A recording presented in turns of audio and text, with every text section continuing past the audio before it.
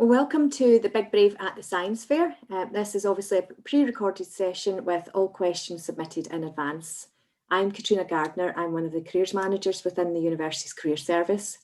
For those of you who aren't familiar with the Big Brave, this is the closing event for each of our careers fairs, and it offers you the opportunity to hear career stories from ambitious and accomplished people who have achieved success due to their bravery, passion, and sheer determination to make an impact. So this session is designed to answer pressing questions that are relevant to you right now and in the future. We do have lots of Big Braves scheduled for this semester, so you can have a look at Glasgow Careers online to find out about our other great speakers.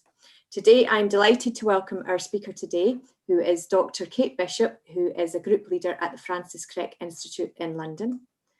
And let me just tell you a little bit about Kate before I start asking some questions.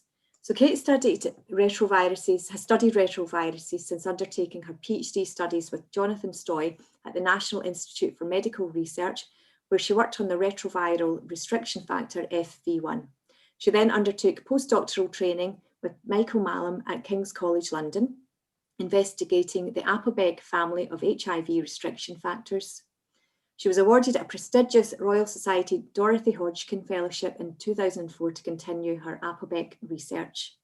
And then in 2008, she was simultaneously awarded a Wellcome Trust Career Development Fellowship and a Programme Leader position at NIMR, enabling her to broaden her research interests and investigate various aspects of the early stages of retroviral replication. For the last 5 years, Kate has been a group leader at the Francis Crick Institute. She was awarded tenure and promoted to senior group leader in 2017. Projects in her lab include investigating the relationship between core uncoating, reverse transcription and nuclear entry of HIV, and determining the function of the viral capsid protein in these processes, and working on understanding the functions of the lentiviral VPX and VPR proteins. And I managed to get through that okay. So thank you for coming along today. I'm really looking forward to talking to you today. So I have some questions to ask you that we can just work through. I thought it'd be useful to start actually, although I've just described your career history, but I wonder if you can give us a brief history of your career so far in terms of some of the highlights. Yeah, so I started off doing an undergraduate degree in biochemistry at the University of Bath. And during that, I was very lucky the course design at Bath incorporated some placements. So for my first placement, which in fact, they do it in 2 6-month sessions. So the first one I actually went off at the end of my second year at university. And I went to the Karolinska Institute in Stockholm, wow. Which is where they award the Nobel Prizes. Oh. So it was a very prestigious institute, and it was my first experience really of working properly in a lab.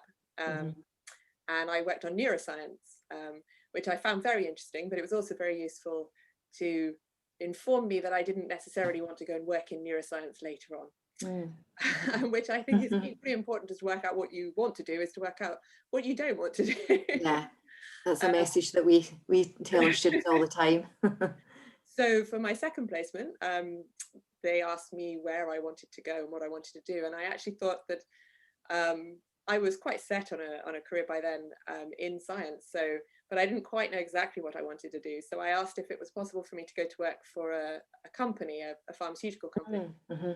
So they arranged, because I was very lucky, they help arrange all these placements through contacts that they have.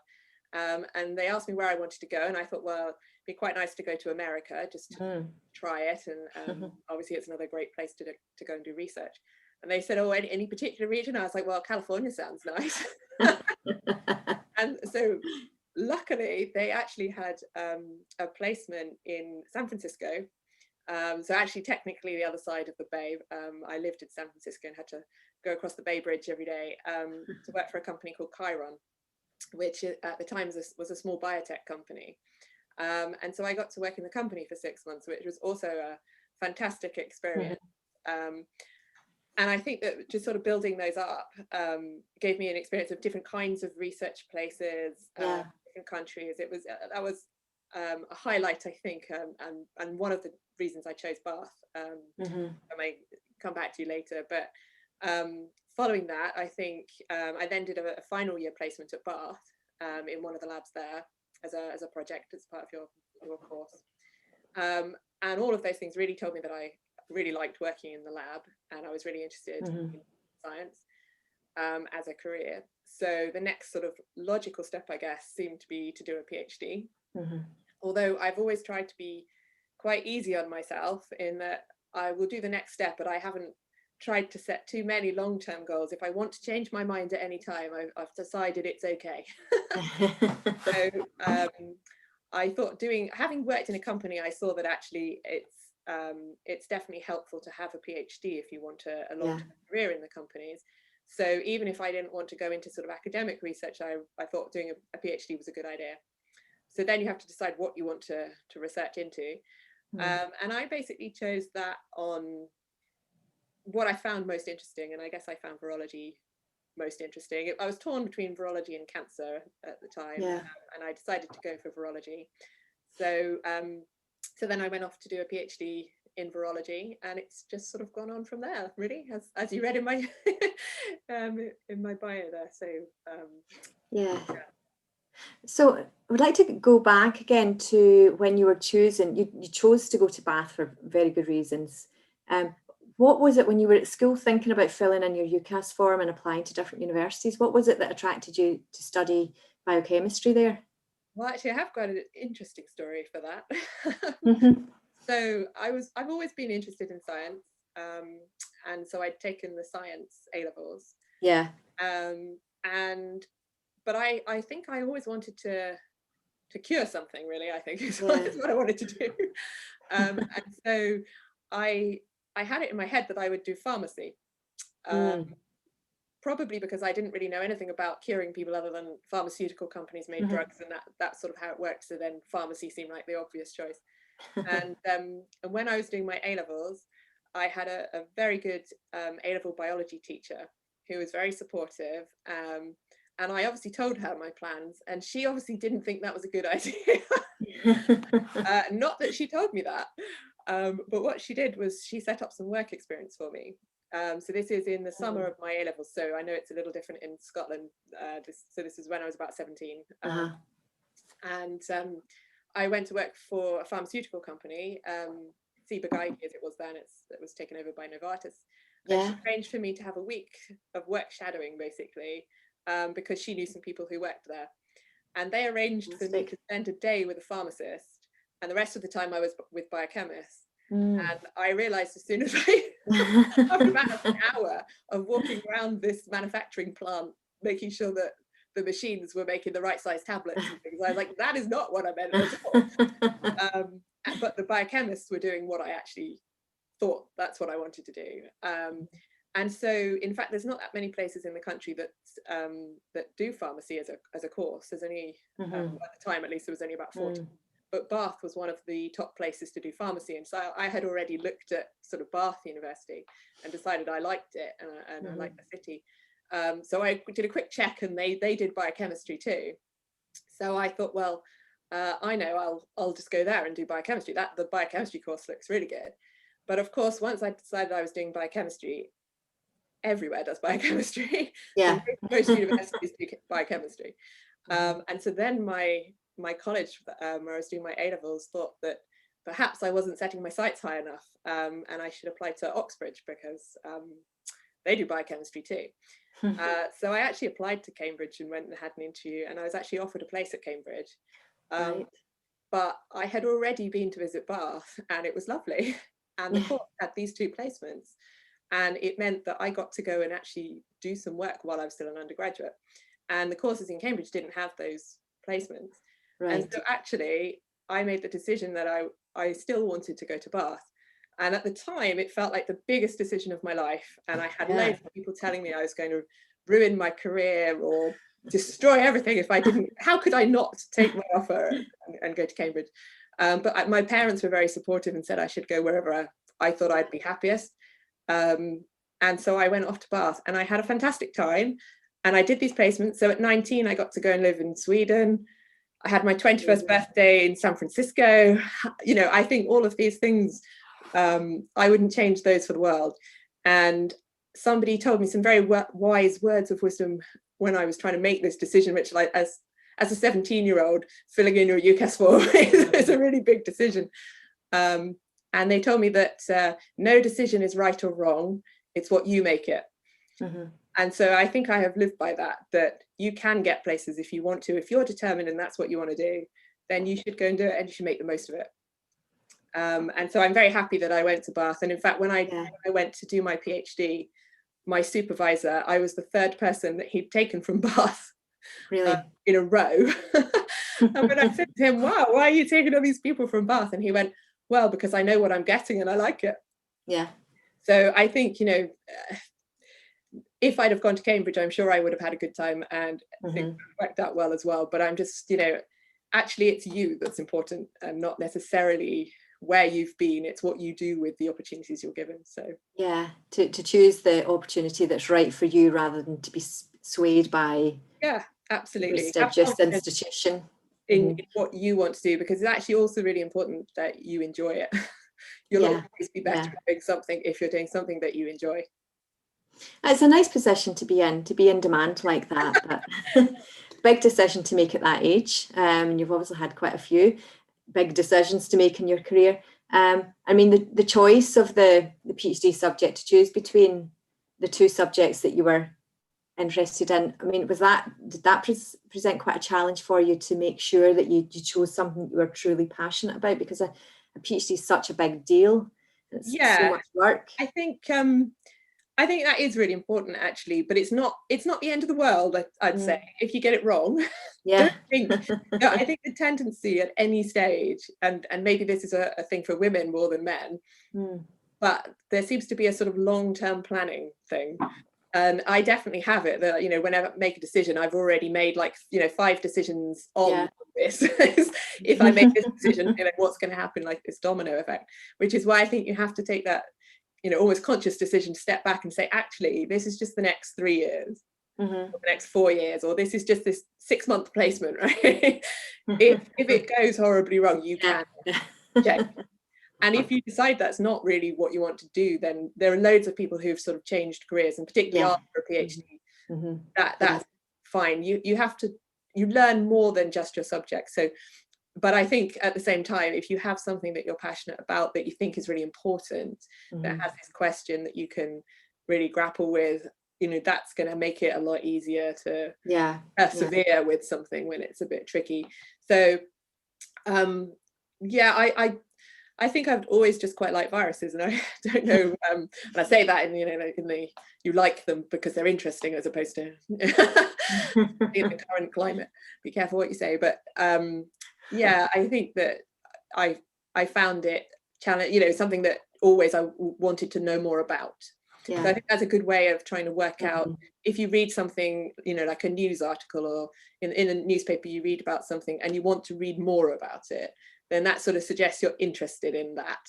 And some people have very personal reasons for following, you know, particular fields. I used to work next to a diabetes lab, and I would say that 2/3 of the people working in that lab had diabetes. Goodness. And I think that sometimes there's a personal connection to why.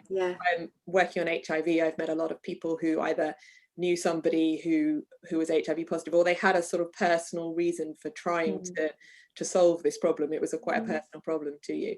So I think people have all sorts of reasons for choosing particular areas to work on, but definitely something that grabs your attention, that you're interested to read more about, because you will have to read more about it. You might as well enjoy what you're reading.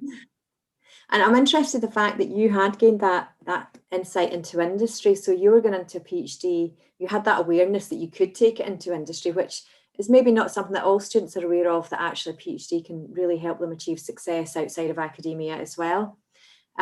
So have there been any times when you've had to think, do I really want to stay in academia during your PhD, or think about moving out into industry?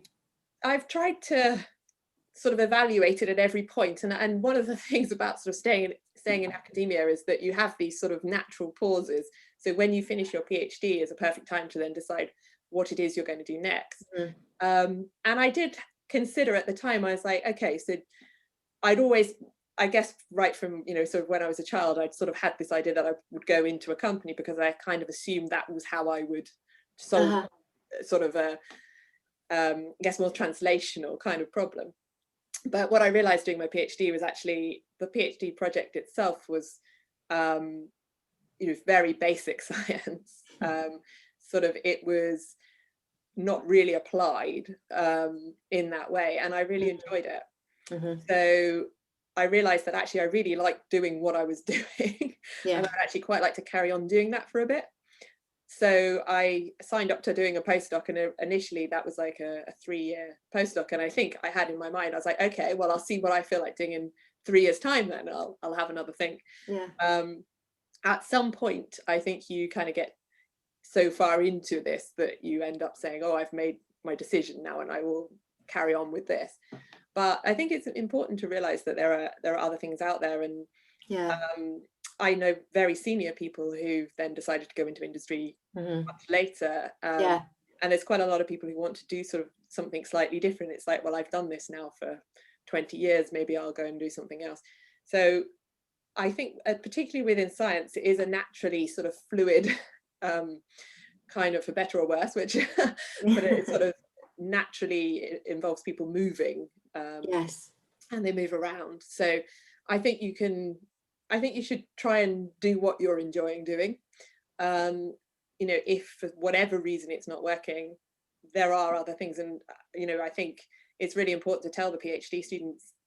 I always talk to my PhD students and say, well, you can do lots of things, and now you've got a PhD just sort of shows that you've been committed to something, that you've been organized enough to do it, that you've been dedicated. There are these skills which are just sort of, having a PhD shows you must have been able to do these things, which you can use in many different areas. And I guess there are careers that involve science that aren't necessarily traditional careers that you think of as a scientific career, but still have that sort of sciencey kind of background. So I think a PhD is a good gateway into lots of things, but that's not to say that everyone should do a PhD if that's not for them, because you can still make contributions to science in many different ways, at many different levels. So I think it's really important just to know what you like and the way you like to work, and what you're good at, and maybe what you want to learn and become better at as well. That's something you can think about. Thank you for that. And you've talked about someone who has been a great help for you earlier on in your career. Your teacher helped you to get that placement. But I wonder who are maybe the individual or individuals who have inspired you to follow a life science career path? So I'm sure it might include that person. Well, I think as a child, I didn't really. I was trying to work out where I sort of first thought about having being a scientist, and one of my friends, actually, her parents were both scientists, and although at the time I didn't really know what they did, and they went to work and they came back. I didn't really know particularly what they did. I guess what I did know is that scientist was a job. You could be a scientist and a career, and I think that's important just to know that is a job, that people can do that, because sometimes you only know the jobs you see around you. So I think it's really important to go and, one of the things I do, I go into schools and I talk to children, and I think it's important just to tell them that I am a scientist, that's what I do. I get to do science, and obviously then the kind of science that you do in front of the children, you do cool, exploding experiments and color changing experiments, and they all love it, and they think that all you do all day. I'm sure my children think that all I do all day is sit and sort of play around. But yeah, I think knowing somebody who does that is a really important thing, and then mainly just having people supporting you, and every now and then telling you that you're doing well.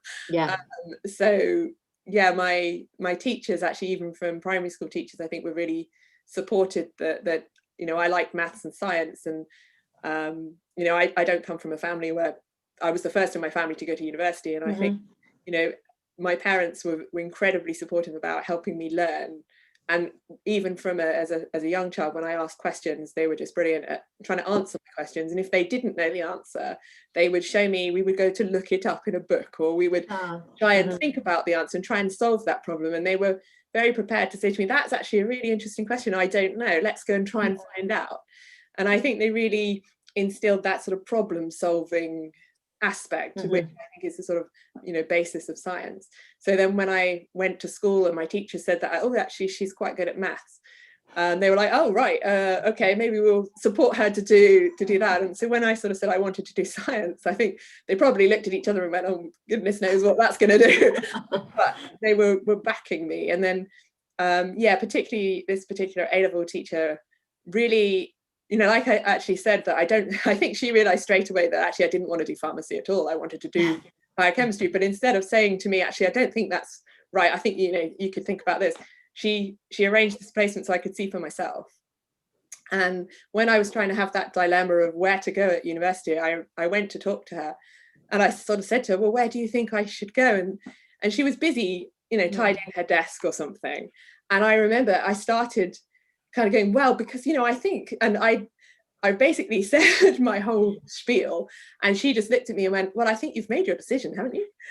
And it was very much, I was like, oh, I guess I have. Is that okay? You know, you need sometimes people just to reassure you. Because actually, you're perfectly capable of making those decisions and knowing for yourself, but you just need somebody to tell you that that's okay. And so I think all along, really what I've needed from my mentors, or, you know, my supervisors when I've been working in labs, is for them to tell me, yeah, you're on the right track. Yes, that's a good idea. Yes, that's fine.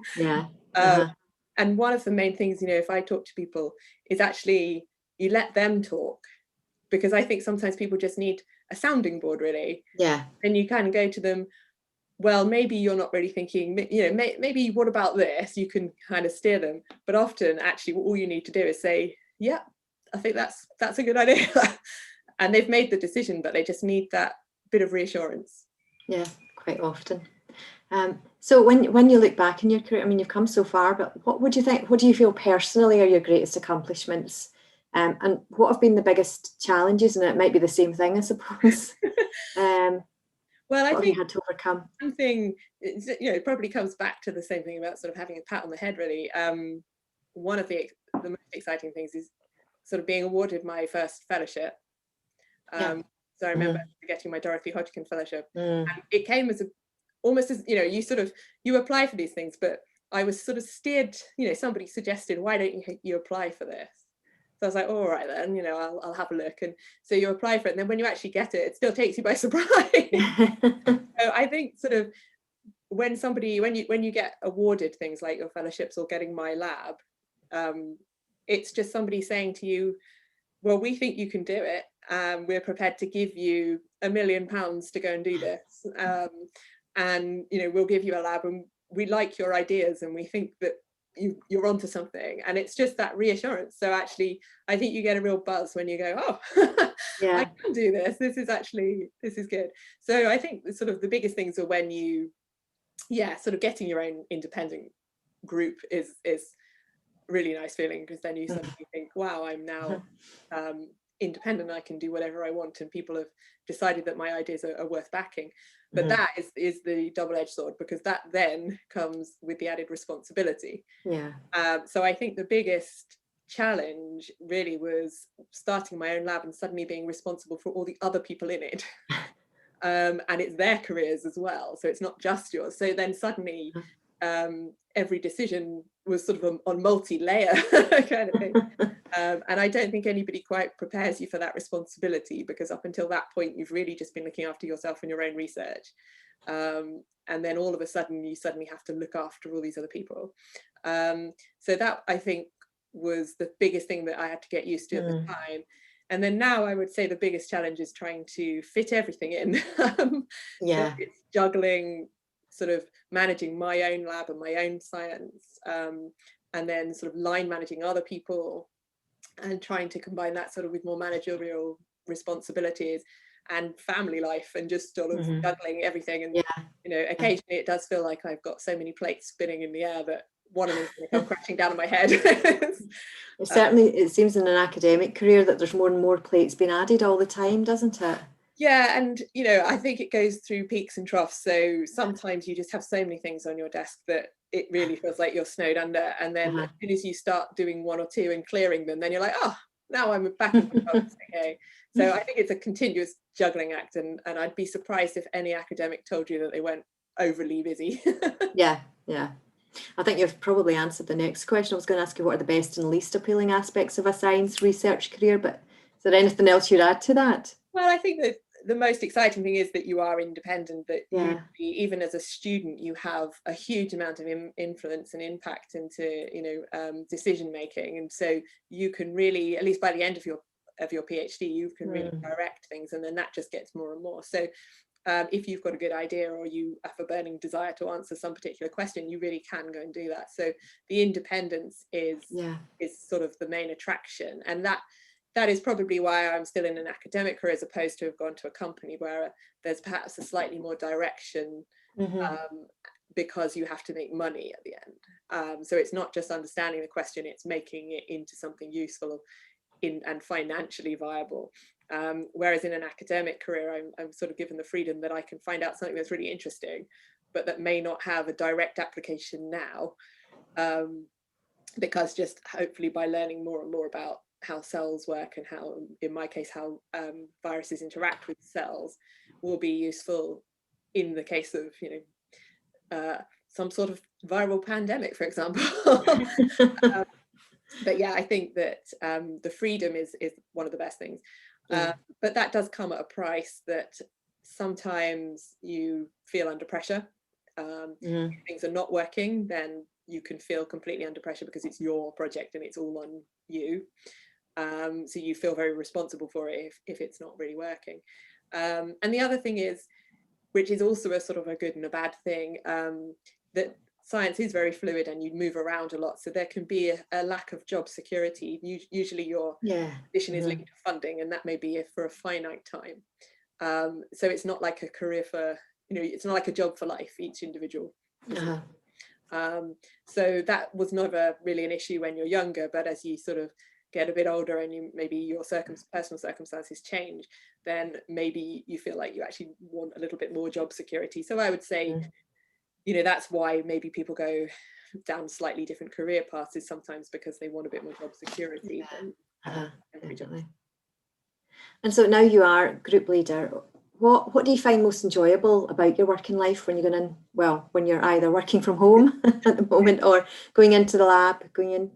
It's finding out new things. So when somebody in your lab comes to you with some experiment that's worked really well, and that they found out something really exciting, and they're really excited, and they show you, and you're like, wow, this is really cool, and you're the only people that know that in the world.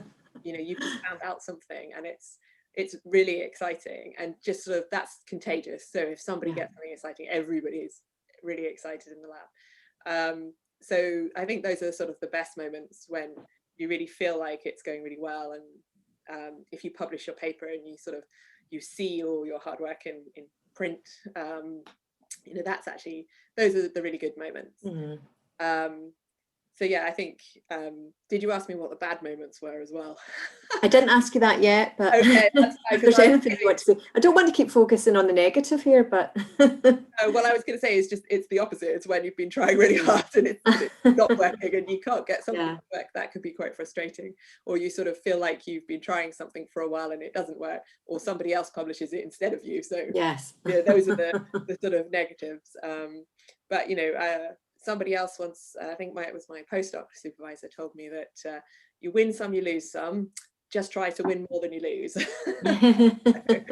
I think that's life. And even then, actually, sometimes when somebody else publishes something, even if you were trying to do it, you're still interested. You're like, oh, well, that's still really cool to know. I just wish I'd found it. So looking forward from here, what do you see in your career in the future? I guess that I'm enjoying the kinds of things we're doing at the moment. So I hope that we can carry on doing those kind of things. I've recently, a couple of years ago, became an assistant research director at the Crick, which is a sort of more senior management role. So I now line manage other group leaders. So people, particularly new people starting up their own groups. So I'm able to sort of pass on my advice and help them set up and get established, and also make some sort of more managerial input into sort of how the Crick is run.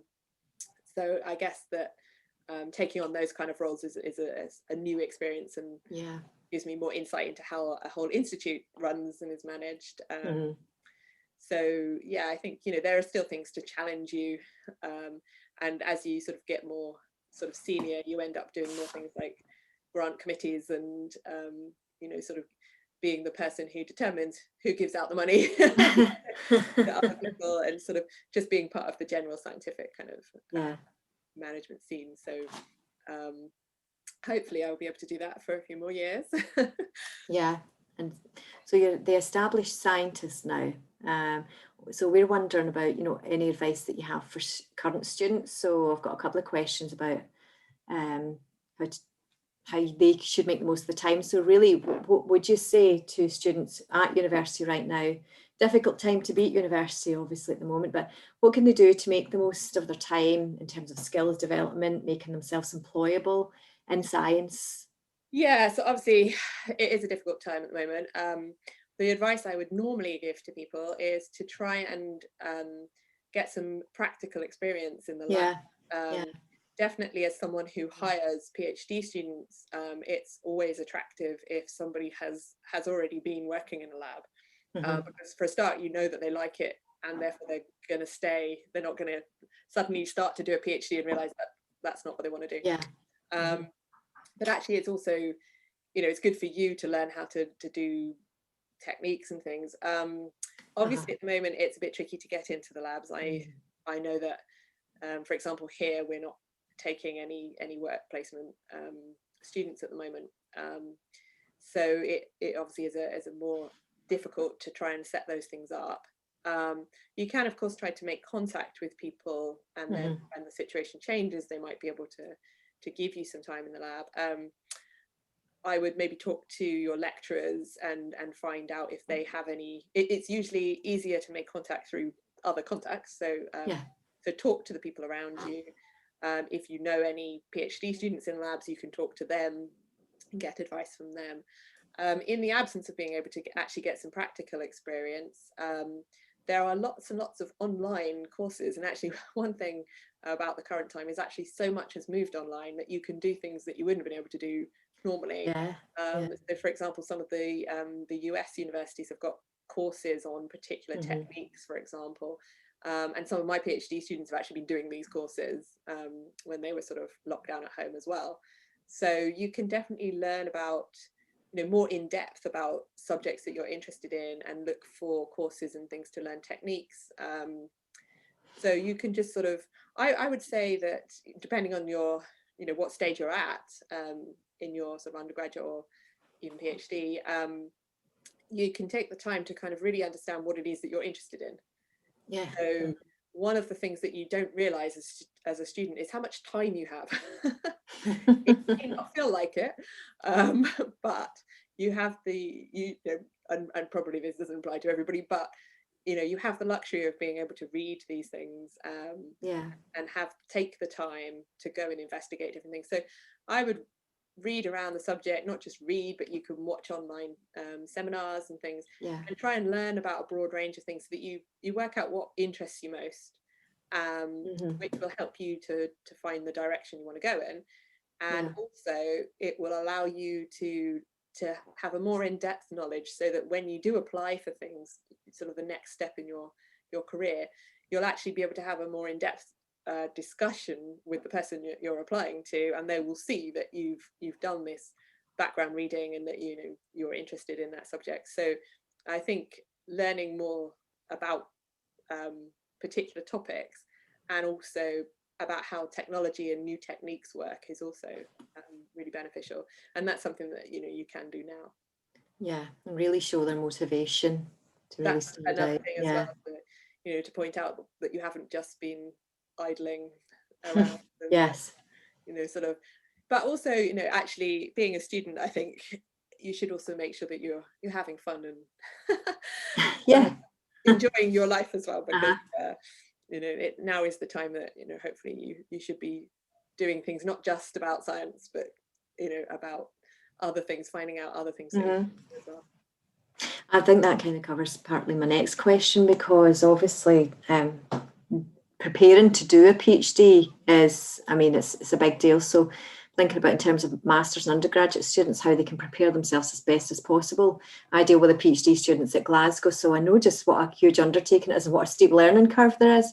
But doing these sorts of things to just get them mentally prepared for the PhD. Yeah. But is there anything else they could do? I mean, I think that, doing other things to build up their confidence, like you say, is really useful too. Yeah, and just sort of talking to people, finding out what's available and what kinds of things, almost the best people to talk to about any particular career change is the people who are doing the thing that you're going to do next at the moment.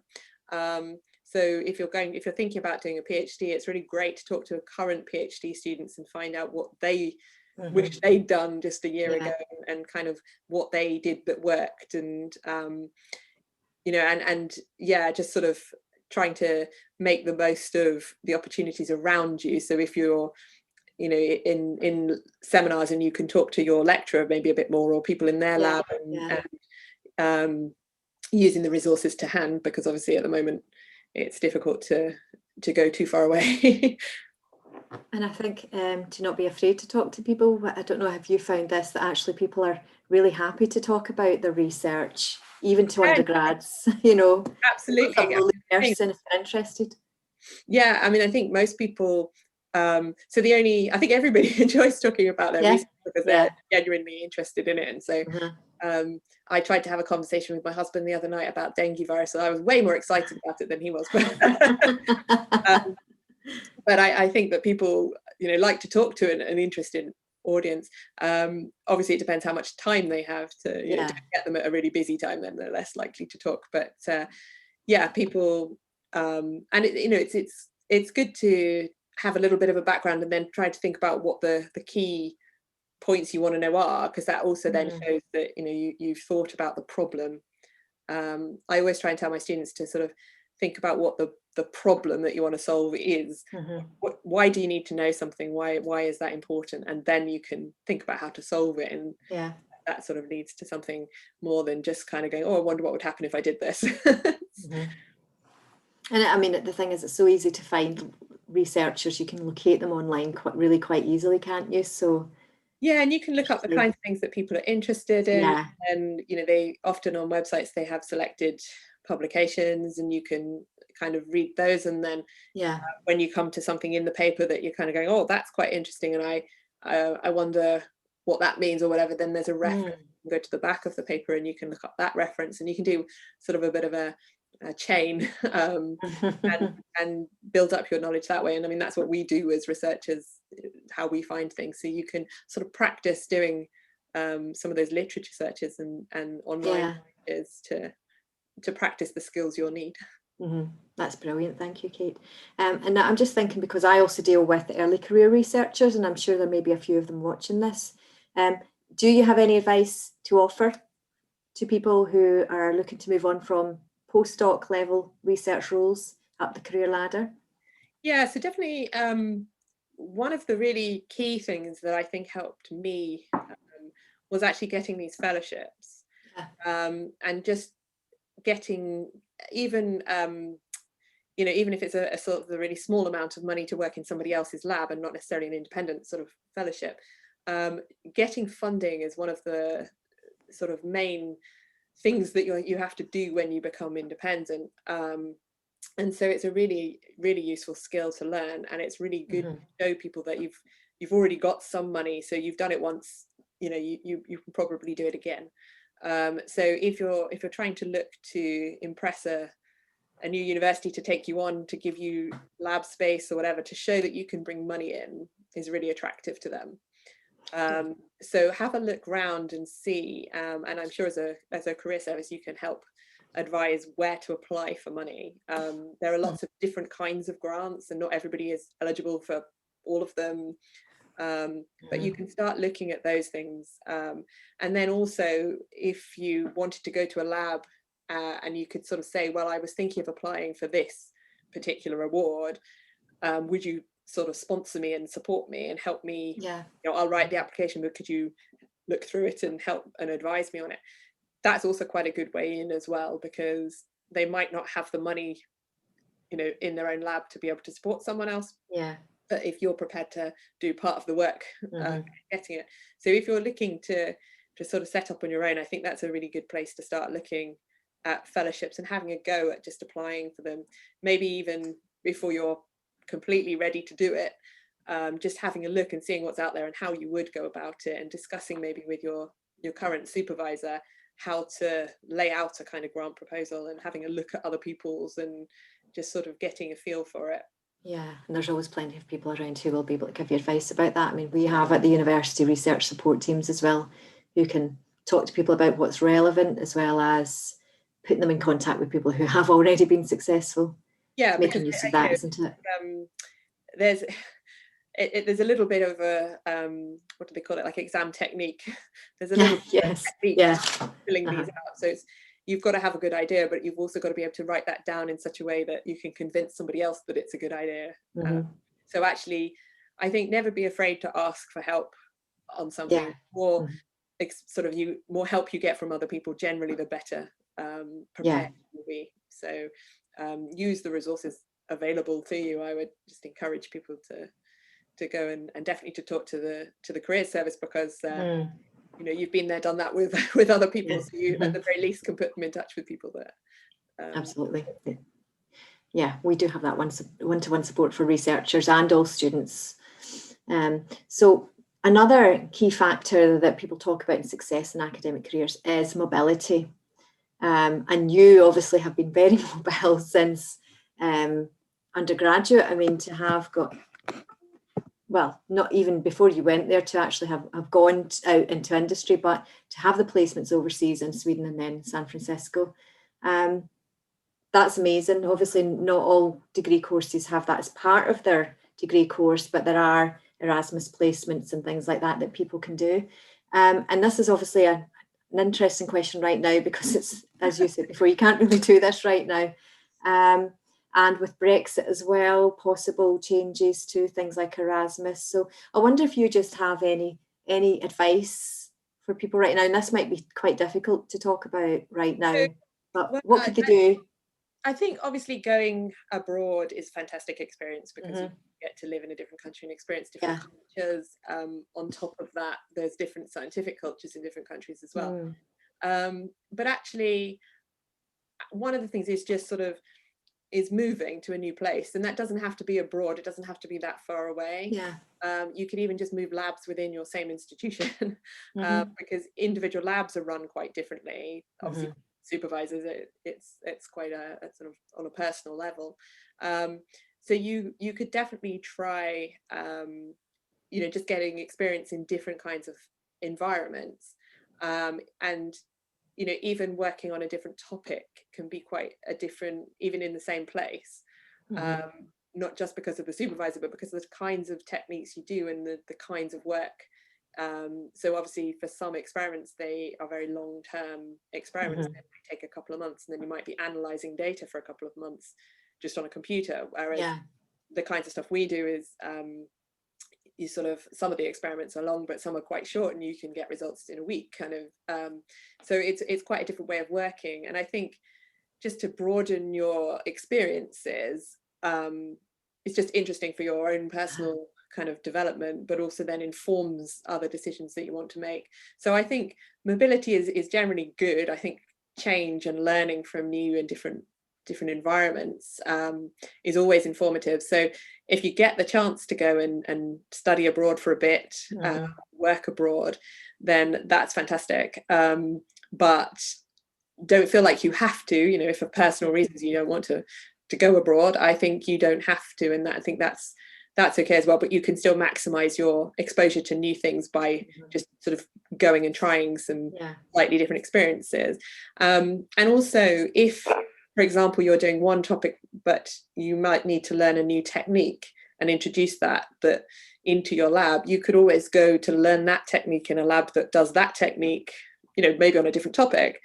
But you could learn new skills. So for example, if there's nobody doing microscopy in your lab, but your project suddenly you feel it would be advantageous to do some microscopy, you could go and find a lab that does microscopy on sort of a, you know, in a similar system, but asking different questions. But you could go and learn and get some advice there. So for example, one of my students, we collaborated with a lab in Israel, and my student got to go there to learn some microscopy techniques from them, because they had different microscopes and they did slightly different things. And so that's a way of, you know, even if you're currently in a, you know, you're doing a PhD already and you've got a few years to go, you could still look to sort of collaborate with different people and get different experiences that way. I mean, the biggest thing that you realize when you do science is what a small world this is.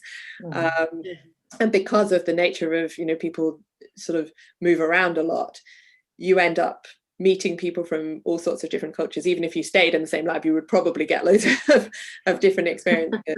And you know, I'm sure now that I know sort of friends on every continent, and often you find that you go to a meeting or something and start talking to someone, and it turns out you have a common colleague or a friend that you know in common. So yeah, you realize that actually everybody knows everybody, and it's just a big network.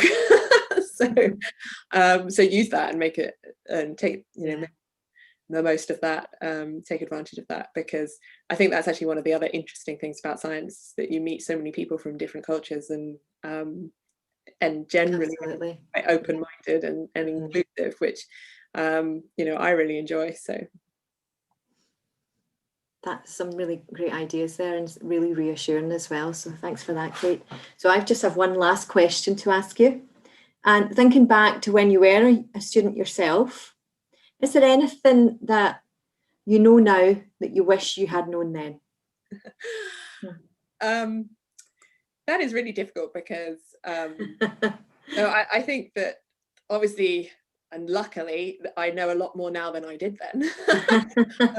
I'd be upset if I didn't. But I don't know really what I would have done differently, because I think part of that is that as you grow up and you just learn more, and you just become wiser. So I guess that listen to advice that people give you. You don't have to believe everything. I guess you take the advice that seems sensible to you. So somebody gave me some advice when I was looking for a PhD, and they suggested that I tried to find someone who was up and coming, so that I could work with them, and they would basically take me with them. Which sounded like a good idea at the time, until I started thinking about it, and I was like, how do I know who's up and coming? I don't really know who the trends are. So I didn't do that, actually. In the end, I went to work for somebody who was already established and had a track record that you could see. And I think this was good in the end, because they could introduce me to more people. When I went to meetings and presented my work, they already knew kind of which lab I was in, and so they were willing to listen and appreciate it. So one thing that, so you know, there's two different schools of thought, and I don't think either of them are wrong. But one thing I would say that's quite, if you could find a field that's up and coming, so a new kind of topic, you know, lots of people are talking about artificial intelligence and things now. If that's something that you're interested in, I think that's a kind of a good idea to try and get into a field when it's sort of still in its infancy, and you can really shape it and be part of it. Then I'm sure that that's very exciting. So I guess that, you know, that's the nature of the world. You know, you want to be in something that's topical and exciting. But yeah, I don't know what I would have told my earlier self. I think maybe not worry so much. I think there's a tendency always to worry that you're doing the right thing. And I think, you know, listening to that advice, that actually it's what you make it, and, you know, you've just just try and go with it and take the opportunities that are available. If they're not available, well, you can't take them, so you just have to go with it anyway. But just try and realize that there are loads of opportunities, and if you try and be a nice person, I think that definitely helps, and people will then want to try and help you. And yeah, just sort of have confidence that you can make these decisions and that you can do it.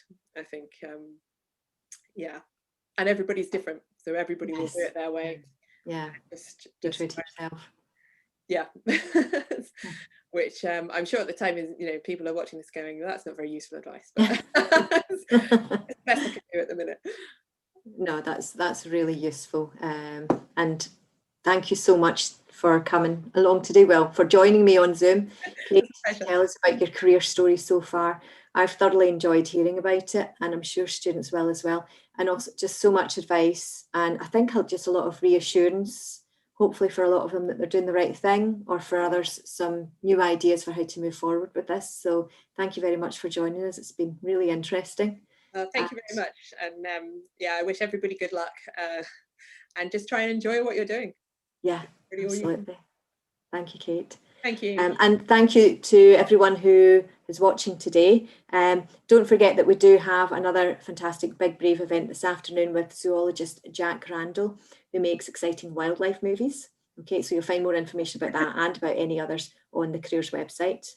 Okay, so thanks for coming along, and thanks to Kate once again for taking time out of her busy schedule to speak to us. Okay, bye for now. Thank you. Bye-bye.